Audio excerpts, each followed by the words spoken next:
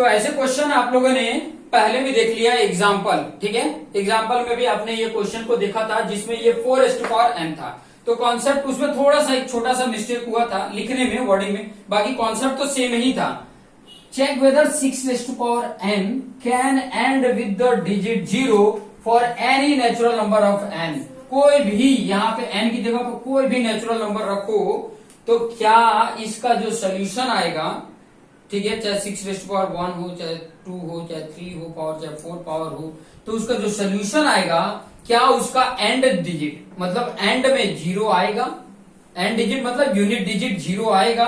तो वो चीजें कैसे बताएंगे वहां सोल्यूशन में बताता हूं कि 6:n if 6:n is divisible by 2 into 5, या ऐसे बोल सकते हो 2 and 5, मतलब दोनों से होना चाहिए, 2 और 5 से डिविजिबल होना चाहिए, ठीक है। इफ 6:n या ये 6 इज डिविजिबल बाई 2 and 5 और 10 of any natural number n, then 6:n can end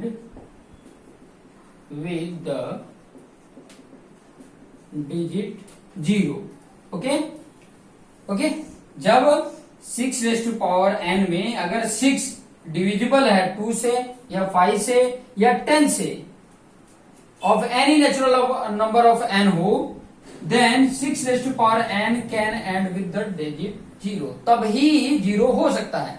पर यहां पर देखेंगे but 6 is not divisible by 5। 2 से तो डिविजिबल है, ठीक है, 2 3 या 6 आता है, 2 से डिविजिबल है, बट 6 जो है वो divisible by not divisible by 5। 5 के टेबल में 6 नहीं आता है, ठीक है।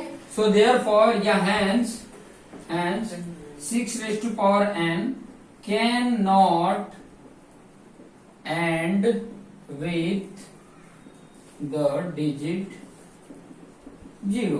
क्लियर? इस तरीके से ये सोल्यूशन लिख देना है, ठीक है।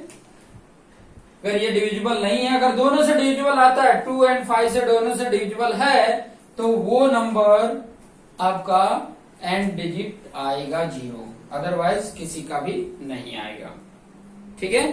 तो वीडियो को पॉज कर लें और नोट डाउन कर लें, फिर नेक्स्ट क्वेश्चन की तरफ आगे बढ़ते हैं।